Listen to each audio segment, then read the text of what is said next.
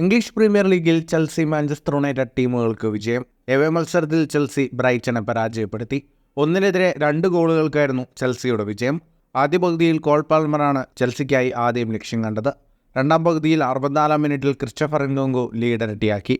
എന്നാൽ 88-ാം മിനിറ്റിൽ Reece James red card കണ്ട് പുറത്തായി. 10 പേരായി ചുരുങ്ങിയ ചെൽസിക്കെതിരെ ഇഞ്ചുറി ടൈമിൽ വെൽബക്കിലൂടെ ബ്രൈറ്റൺ ഒരു ഗോൾ മുടക്കി. ഓൾഡ് ട്രാഫോർഡിൽ നടന്ന മത്സരത്തിൽ മാഞ്ചസ്റ്റർ യുണൈറ്റഡ് ന്യൂകാസിലിനെ 2-3 ഗോളുകൾക്ക് പരാജയപ്പെടുത്തി.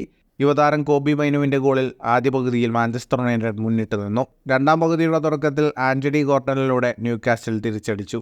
എന്നാൽ 57-ാം മിനിറ്റിൽ അമദ് ഡിയാലോയും 84-ാം മിനിറ്റിൽ റാസ്മസ് ഹോയ്ലുണ്ടും ലക്ഷ്യം കണ്ടതോടെ മാഞ്ചസ്റ്റർ യുണൈറ്റഡ് 3-1 മുന്നിലെത്തി. അവസാനം ലൂയിസ് ഹാൾ ന്യൂകാസിലിനായി ഒരു ഗോൾ കൂടി മുടക്കി. ലീഗിൽ ഒരു മത്സരം മാത്രം ബാക്കി നിൽക്കെ 60 പോയിന്റുമായി ചെൽസി 6-ാം സ്ഥാനത്തും 57 പോയിന്റ് വീതമുള്ള ന്യൂകാസിലും മാഞ്ചസ്റ്റർ യുണൈറ്റഡും യഥാക്രമം 7ഉം 8ഉം സ്ഥാനങ്ങളിലാണ്. ഗോൾ ശരാശരിയുടെ അടിസ്ഥാനത്തിലാണ് ന്യൂകാസിൽ മുന്നിൽ നിൽക്കുന്നത്. 48 പോയിന്റുള്ള ബ്രൈറ്റൺ 10ാം സ്ഥാനത്താണ്. ഫുട്ബോൾ ലോകത്തെ കൂടുതൽ വാർത്തകൾക്കും വിശേഷങ്ങൾക്കുമായി സ്പോർട്സ് കഫേ ഇപ്പോൾ തന്നെ സബ്സ്ക്രൈബ് ചെയ്യുക.